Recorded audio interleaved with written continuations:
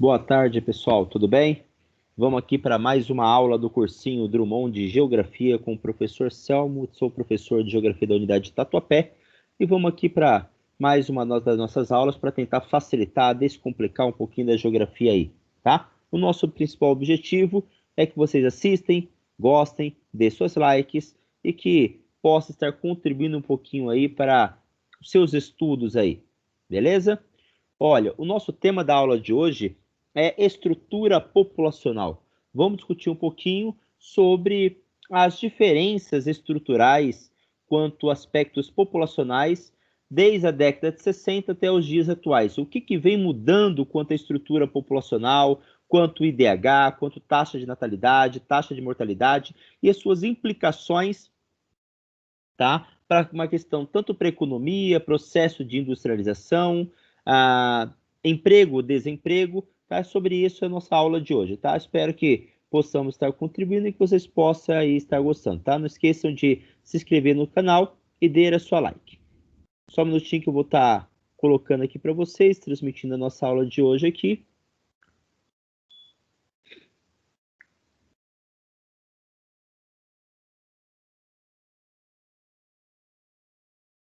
Vamos lá, já está abrindo já, só mais alguns segundos.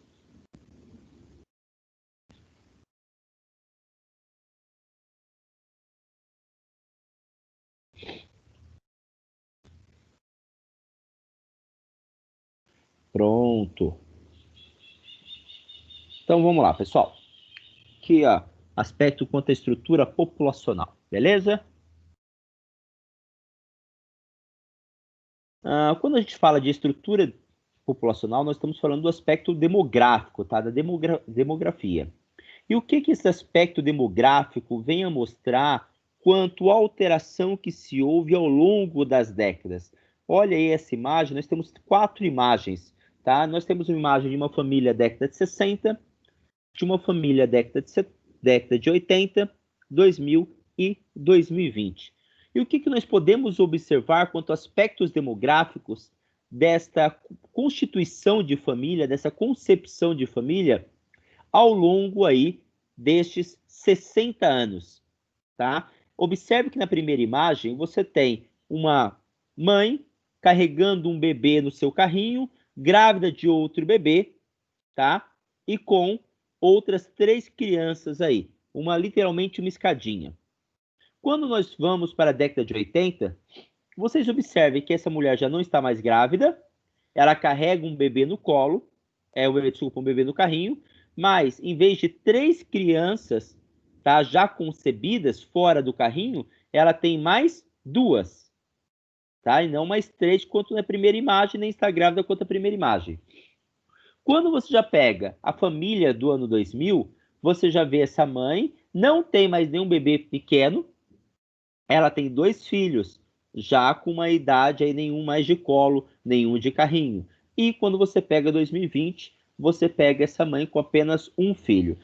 Ou seja, o que isso vem a demonstrar? Vem a demonstrar que a família, ao longo das décadas, vem diminuindo o seu tamanho, tá?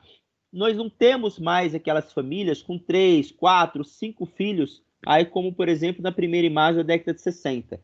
Hoje nós temos famílias com, em média, 1, no máximo 2 filhos por família. Nós vamos estar discutindo ao longo da aula de hoje o porquê disso, mas vamos lá. Por que vocês acham que a família, ao longo do tempo, ela vem diminuindo?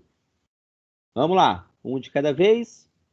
É isso mesmo. A família vem diminuindo justamente pelo fato das mulheres estarem estudando, das mulheres estarem se inserindo no mercado de trabalho.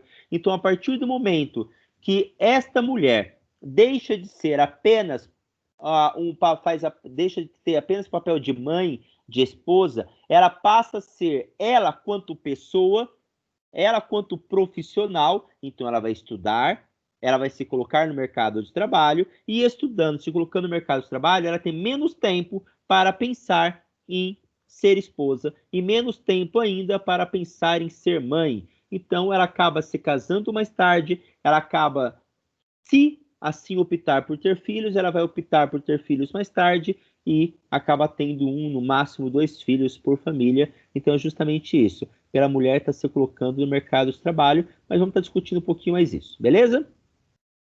Então, a nossa estrutura da nossa aula, ela se dá quanto ao o que é o conceito demográfico, qual é a concepção disto?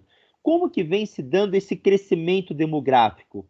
As famílias estão tendo menos filhos, beleza, mas isso significa que a quantidade de pessoas no mundo vem diminuindo? Não. E por que não? Vamos estar falando um pouquinho sobre isso.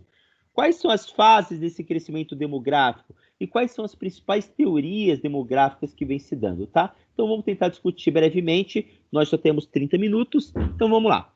Quanto conceitos demográficos, nós temos o que nós chamamos de população absoluta e população relativa. O que é população absoluta?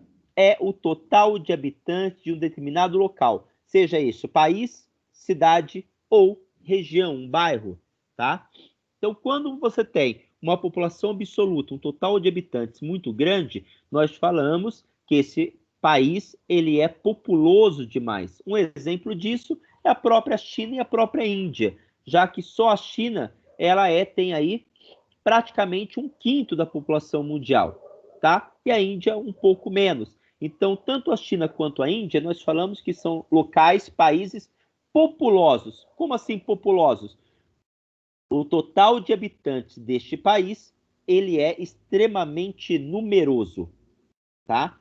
E o que seria, portanto, população relativa, ou também conhecido como densidade demográfica? É a mesma situação de população absoluta? Não. Às vezes, um determinado local, ele tem uma densidade demográfica muito grande, porém, ele não é um local populoso, ele não é um país populoso. Como assim, professor? Não estou entendendo. Vamos pegar... Você pode ter, em uma determinada cidade, uma população muito grande, tá? Ou seja, ele é uma cidade populosa, porém, devido à extensão territorial também ser muito grande, você não tem aglomeração, você não tem muitas pessoas no mesmo quilômetro quadrado. Então, vamos falar que nessa determinada cidade X, ela é muito populosa, porém, ela tem baixa densidade demográfica. Ela é pouco povoada. Repetindo, ela pode ter o total de habitantes dessa cidade ser muito grande, mas devido à sua extensão territorial, ela não tem aglomeração, ela tem poucos habitantes por quilômetro quadrado. Então, embora seja populosa, ela tem baixa densidade demográfica, ela é pouco povoada. E quando que uma determinada cidade ou país tem uma alta densidade demográfica, ela é muito povoada? Quando você tem aglomeração, quando o número de habitantes por quilômetro quadrado é extremamente elevado. Às vezes, essa determinada cidade não é muito populosa, porém, como é uma cidade pequena demais em termos de extensão territorial, você tem alta aglomeração, uma quantidade de pessoas por quilômetro quadrado muito grande. Nesse aspecto, nós falamos que ela tem uma densidade demográfica elevada, ela é muito povoada, tá? Então, essa parte nós já falamos sobre concepção demográfica, superpovoamento, ou seja, um local é muito populoso, um lugar é muito povoado. Então, essas primeiras concepções. E como é que se faz esse levantamento dessa concepção demográfica? Se essa determinada cidade é muito populosa ou pouca populosa? Se ela é muito povoada, ou seja, uma alta densidade demográfica ou baixa demográfica? A partir de um censo, tá? Que geralmente aí é feito a cada 2, 3 anos, é feito esse censo demográfico e é feito esse levantamento ou recenseamento, esse levantamento de quantos habitantes tem nessa determinada cidade, nesse determinado bairro ou nesse determinado país. Vamos estar falando um pouquinho também sobre taxa de natalidade. Porque é justamente esse crescimento vegetativo, é justamente essas taxas de natalidade que vão determinar o número de habitantes de um determinado local. Que vão determinar se o nosso país ou os países existentes, eles estão tendo um crescimento vegetativo ou não. Se ele está aumentando o número de pessoas ou diminuindo o número de pessoas, tá? E o que mais que isso vai determinar? A taxa de mortalidade. Para saber se existe um crescimento vegetativo, temos que pegar a taxa de natalidade e subtrair a taxa de mortalidade, para ver se nós temos um crescimento vegetativo positivo ou negativo. Ou seja, se tiver nascendo mais pessoas do que morrendo, nós temos um crescimento vegetativo positivo. Se está morrendo mais pessoas do que nascendo, nós temos um crescimento vegetativo negativo, ou seja, está diminuindo o número de habitantes. Aqui nós temos os países com maior número populacional, tá? Os países mais populosos do mundo. Primeiro China, depois Índia, mas nós também temos Estados Unidos, nós temos o Brasil como quinta posição aí, e nós temos alguns países europeus e asiáticos, tá? Aí a nossa densidade demográfica.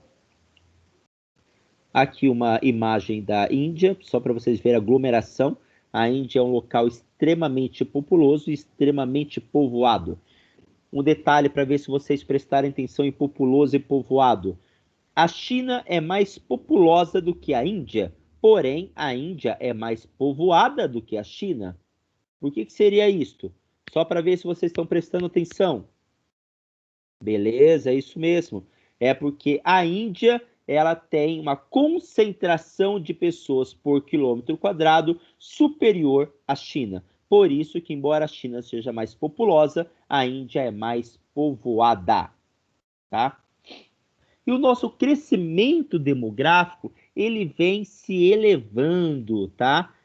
Nos últimos 150 anos, principalmente nos últimos 50 anos, tem tendo um crescimento aí extraordinário, bem contínuo ao longo dos anos, em termos aí de 75 milhões por ano, embora que às vezes pode mudar. Por exemplo, em 2018, nós tivemos um ritmo aí de crescimento aproximadamente em torno de 81 milhões de pessoas ao longo do ano de 2018. Então, é uma média 75 milhões, mas ultimamente a gente tem um pouquinho mais. Espera aí, professor, não estou entendendo. Se o número de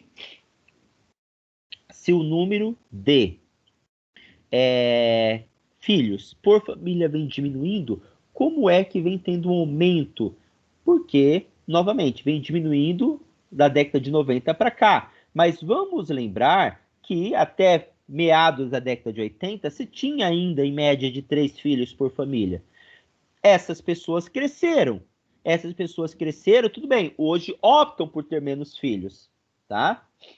Optam. Minha mãe teve 3, eu tenho 2, tá? Muitos de vocês aí, os seus avós talvez tiveram 3, os seus pais talvez tiveram 2 ou 1 filho, tá? Ou seja, lógico que vai acontecer de décadas futuras nós passarmos a ter um crescimento vegetativo negativo, mas ainda hoje, na maior parte dos países, nós ainda temos um crescimento vegetativo positivo, com algumas exceções. A França mesmo costuma ter aí um crescimento vegetativo negativo em muitos dos últimos anos, tá? Mas ainda na maior parte dos países nós temos essas pessoas da década de 90, por exemplo, hoje está com média de 30 anos, então começam a ter filhos hoje, então essas duas crianças, 3 crianças nasceram da década de 90 ainda está tendo filhos hoje. Quem nasceu da década de 80, tá? Teve filhos, em média, há 10 anos atrás. Então, é por isso que ainda estamos nesse crescimento vegetativo, mas sim, ela tende a diminuir gradativamente. Ó, só para vocês complementar aí, desde o surgimento da espécie humana, tá? Até o ano de 1830, nós tínhamos no mundo em torno de 1 bilhão de pessoas. Em 1897, em 1987, em 97 anos depois, ou seja, em 1927, passamos a ter 2 bilhões de pessoas. Em 33 anos depois, em 1960, olha a diferença de crescimento. Passamos a ter o terceiro trilhão. E de lá para cá só vem dobrando, dobrando, dobrando. Hoje nós já estamos aí em torno de 8 bilhões de pessoas, já, tá? A perspectiva era 2025, nós estamos muito próximos, só para ser exato para vocês. Hoje nós estamos com aproximadamente 7 bilhões e meio de aqui, ó, 7 bilhões,75 milhões de pessoas. É o total de 2019, aliás, né, 2020, já estamos aí muito próximo de chegar à marca do que estava previsto para 2025. 2025 estava previsto 8 bilhões de pessoas, tá? E essa marca deve ser atingida em no máximo até 2021. Olha o crescimento exagerado que vem tendo quanto ao crescimento demográfico, tá?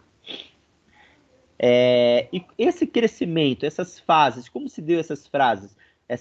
Geralmente nós dividimos ela em 3 fases. A primeira fase, que é um crescimento mais lento, lá do século XVIII, você tinha altas taxas de natalidade, porém, você também tinha altas taxas de mortalidade, ou seja, nascia muito. Nós vimos na imagem lá, por exemplo, nem é do século XVIII. Nós pegamos imagem da década de 60. Mas como você não tinha uma medicina muito avançada, nascia-se 5, 6, 7, 8, às vezes mães com 10 filhos, mas também morriam 1, 2, 3, morriam com muita facilidade, tá? A média de vida era de apenas 25 anos. Uma pessoa vivia, em média, 25 anos. Ou seja, nascia muito, mas também morria muito. Isso lá no século XVIII. Século XIX, você tem elevadas taxas de natalidade ainda, porém a mortalidade começa a baixar no final do século XIX aí, e meados do século XX. Continua morrendo muito, mas menos do que se morria no século XVIII. E na terceira fase, nós temos baixas taxas de natalidade, ou seja, no século XXI, o crescimento vegetativo é pequeno, ele é de 1% ao ano, em alguns casos até nulo ou negativo, mas ao mesmo tempo, hoje morre muito menos pessoas. Hoje nós já temos uma média de vida de praticamente 80 anos na maior parte dos países. Em alguns países subdesenvolvidos ainda não chega a 70, mesmo assim já é alto para um país emergente, um país subdesenvolvido, e alguns países desenvolvidos como o Japão pode chegar aí em torno de 88 anos de expectativa de vida, ou seja, as pessoas estão vivendo cada vez mais, tá? Por isso também esse crescimento demográfico. Aqui, ó, as fases que nós já passamos, essas transições.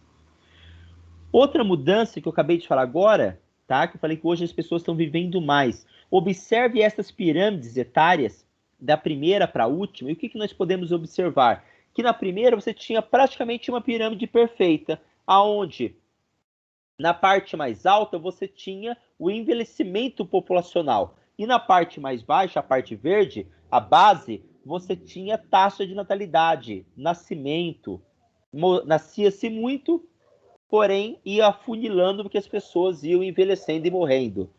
A partir da segunda imagem, você vê o quê? Uma taxa de natalidade menor. Ela está um pouquinho mais equilibrada, porém, ainda se morre cedo, ainda morre muito. A partir da terceira imagem, você começa a ter o quê? Você mostra que nas maiores idades estão morrendo mais tarde, estão vivendo mais, nascendo menos e vivendo mais. Até que nessa última imagem você tem o quê? Uma redução da taxa de natalidade, olha a parte verde aí, ela é mais estreita, nasce menos e vivem mais ao longo dos anos. Isso mostra o envelhecimento populacional que nós estamos tendo no mundo cada vez maior. Uma outra característica disso, desse crescimento demográfico, é que a taxa de fecundidade está em torno de 1,5 filho por mulher. Tá? Em média, hoje, para ser sincero para vocês, está em torno de 1. Muitas pessoas não têm 2 filhos. Ou tem pessoas que têm, porque em média de 1,5. Alguns têm 2, outros não têm nenhum.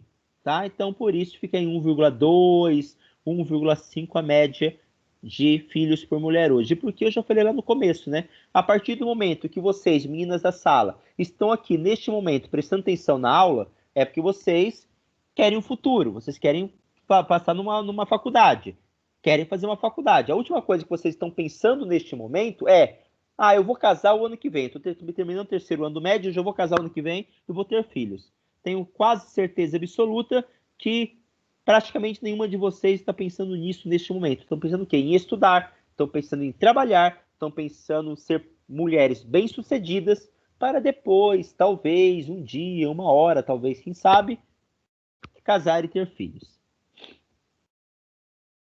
Tá? Então, isso vem mudando as características de urbanização que existe hoje em dia. Vem aumentando a escolaridade, as famílias estão ficando mais escolarizadas, as mulheres estão ficando mais escolarizadas, as mulheres foram incorporadas no mercado de trabalho, tá? E com isso vai surgindo também algumas teorias. Qual é a consequência desse crescimento populacional? Onde que isso vai levar esse crescimento populacional? Uma das primeiras teorias é a própria teoria malthusiana, tá? Lá por volta do ano de 1840, início do século XIX aí, tá? Esse crescimento exagerado já do populacional começa a surgir na Revolução Industrial algumas teorias. Entre essa teoria malthusiana, tá? A teoria de Malthus, o que Robert Malthus falava? Thomas Robert Malthus. Aí, no início do século XIX, já escreveu de 1766 a 1834, mas essa aí é no início aí do século XIX, bem no comecinho. Ele fala que esse crescimento populacional está desigual, porque um cresce em níveis mais elevados. O que cresce em níveis mais elevados? O número de pessoas. E o outro cresce em ritmo mais lento. O que cresce em ritmo mais lento? A questão da produção alimentícia. Então, já que fala que está nascendo muito mais pessoas e produzindo menos em relação ao crescimento populacional, ele fala que a consequência disso é eminente a fome. Não tem como ser diferente, tá? Um cresce em ritmo aritmético, outro cresce em ritmo geométrico, tá? É isso que fala a teoria de Malthus. Enquanto você tem uma progressão geométrica crescendo, duplicando a cada 25 anos, o número de população, aí você tem uma questão aí aritmética, a questão da alimentação. Então, você não acompanha uma coisa com a outra. Já que não acompanha, a tendência disso é ter fome. É isso que acontece? Não. A própria teoria malthusiana não foi para frente. Por que não foi para frente? Quer dizer que não cresceu a população? Cresceu. Mas também cresceu novas tecnologias empregadas no campo. Também aumentou a produtividade agrícola com essas novas tecnologias. Então, você teve também um aumento de produção agrícola. Uma coisa, ele se baseava, lógico, lá no início do século XIX, que não tinham tantas tecnologias agropecuárias como se tem hoje. Então, é lógico que não dava para ele adivinhar tudo.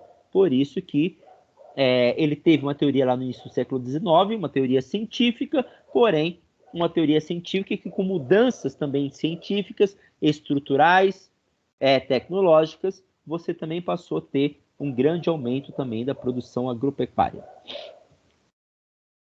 Outra teoria, fora a teoria malthusiana, tá?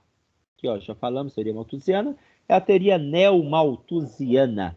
O que é a teoria neomalthusiana, tá? Qual que é a diferença da teoria malthusiana para a teoria neomalthusiana, tá? O que eles mudam em relação a isso? Olha, é verdade, não faltou alimento, mas tem consequência. A população continua crescendo demais. E o que vai acontecer com a população crescendo demais? A economia não vai acompanhar. Então, legal, você pode não ter falta de alimentos, mas é inerente que você vai ter fome. Porque com essa questão desse crescimento populacional, você tem o que? Miséria, você tem países subdesenvolvidos, até porque a quantidade de pessoas nascem mais nos países subdesenvolvidos do que nos países desenvolvidos. Então, o que é para a teoria neomalthusiana, para você não ter tanta fome no mundo, o que eles procuram estimular um planejamento familiar, ou seja, vamos tomar anticoncepcional, vai fazer ligadura, vai colocar DIU, vai usar preservativo, vai fazer vasectomia, mas precisam se fazer alguma coisa, principalmente nos países subdesenvolvidos, para nascer menos pessoas, porque está nascendo gente demais e gente demais para passar fome, tá? Essa é a teoria neomalthusiana. Aí você tem a teoria marxista, ou também conhecida como teoria reformista. Olha, pessoal, é verdade. Está nascendo muitas pessoas, mas sabe o que nós precisamos fazer? Nós precisamos investir mais, tá? Enfrentar essas questões sociais. Nós precisamos investir numa qualidade de vida. Nós precisamos investir na questão da distribuição dos recursos. Que à medida que nós investirmos em educação, à medida que nós investirmos em saúde, essas pessoas vão nascer nos países subdesenvolvidos, porém não vão passar fome, porque vai ter conhecimento, porque vai ter saúde. Não precisa eu ficar utilizando vários métodos anticoncepcionais. Eu preciso investir em educação e saúde, porque o controle populacional vai ser consequência deste investimento educacional. Essa é a teoria reformista ou marxista. Beleza? Então, nós temos aí as três teorias. E a quarta e última teoria é a teoria ecomalthusiana. O que a teoria ecomalthusiana ela fala? Olha, pessoal, é o seguinte, esse crescimento populacional exacerbado está causando vários problemas ambientais. A população cresce, para ter um ritmo acelerado também da agricultura, eu preciso utilizar agrotóxico. Agrotóxico faz mal para o solo, agrotóxico faz mais mal para a alimentação e, consequentemente, faz mal para a vida. Então, o crescimento populacional vem ocasionando consequências ao meio ambiente, tá? Essa é a teoria ecomalthusiana. Repetindo rapidamente para vocês, teoria malthusiana. Cresce muito mais população do que produção de alimentos. Consequência disso vai ser fome. Teoria neomalthusiana. Cresce muito, o crescimento vegetativo está muito grande, está nascendo muitas pessoas e, consequentemente, muita gente vai passar fome. Precisamos ter o controle de natalidade, planejamento familiar. Teoria marxista, não precisamos nada de fazer controle, não. Porque precisamos investir em saúde e educação, porque o controle vai ser consequência do investimento educacional.